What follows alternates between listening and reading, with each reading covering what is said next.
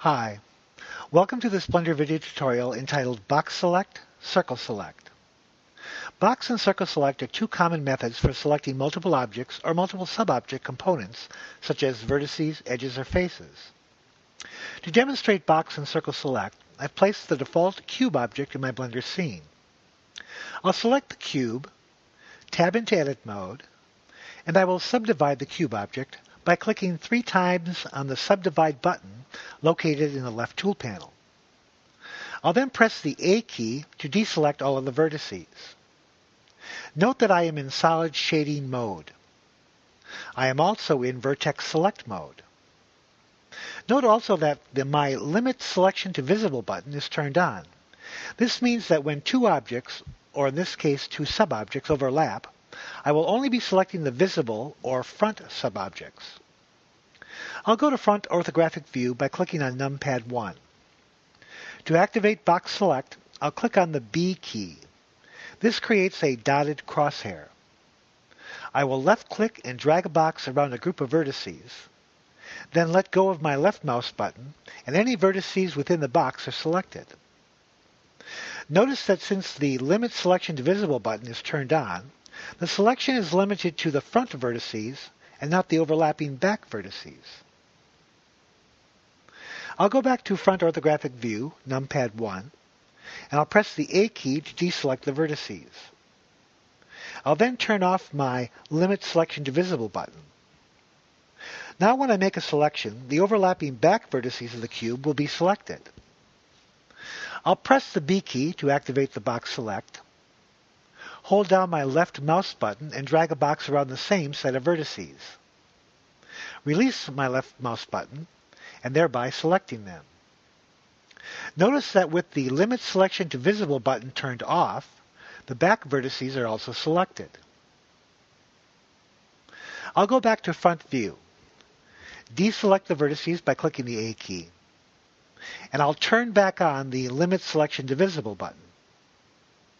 I'll now press the Z key and go into wireframe mode. Note that there is no longer a Limit Selection to Visible button available. This is because in wireframe mode, overlapping objects or sub-objects are always selected. I'll press the B key to activate the box select. Hold down my left mouse button and drag a box around the same set of vertices. Release my left mouse button, and thereby selecting them. Notice that in wireframe mode, the back vertices are also selected. In wireframe mode, overlapping objects or sub-objects are always selected. I'll go back to Front Orthographic View, Numpad 1, press the A key to deselect the vertices, and press the Z key to return to solid shading mode. Note that my Limit Selection to Visible button is still turned on. I will switch to Face Select mode by clicking on the Face Select button on the window header. When using Box Select, all objects or sub-objects, in this case faces, that are partially or totally within the box are selected. I'll press the B key to activate the Box Select.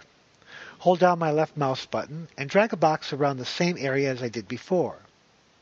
Then release my left mouse button.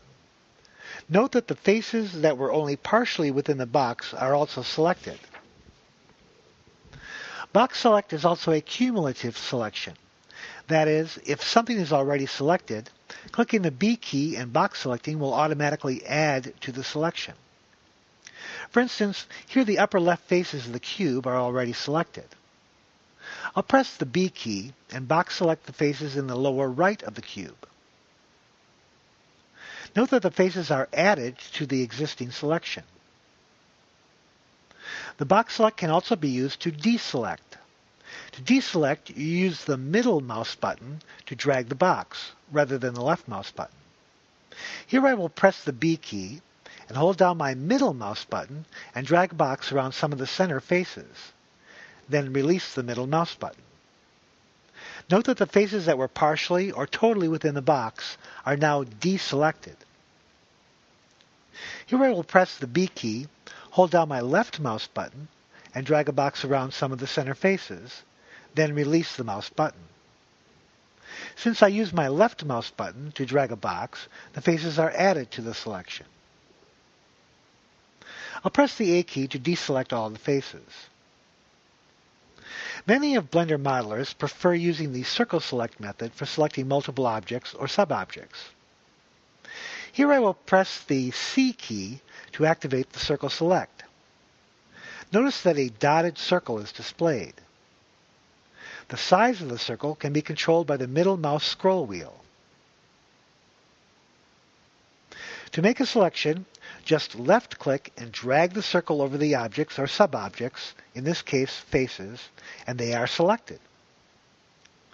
To confirm the selection, right-click, and the dotted blue circle disappears, and the objects or sub-objects that were partially or totally within the circle are selected. This is a fast and easy method and quite controllable way to select multiple objects or sub-objects, and it's the preferred method used by many modelers. Like the box select, the circle select is also a cumulative selection. I'll press the C key and hold down my left mouse button and drag it over more of the cube's faces, and then right-click to set the selection. Note that the selected faces have been added to the selection. The circle select can also be used to deselect. To deselect, you use the middle mouse button to drag the circle rather than the left mouse button. Here I will press the C key, hold down my middle mouse button, and drag it over some of the faces, then release the middle mouse button. Note that the faces that were partially or totally within the circle are now deselected. I'll press the A key to deselect all of the faces. One interesting aspect of the circle select is that the selection is not confirmed until you right-click.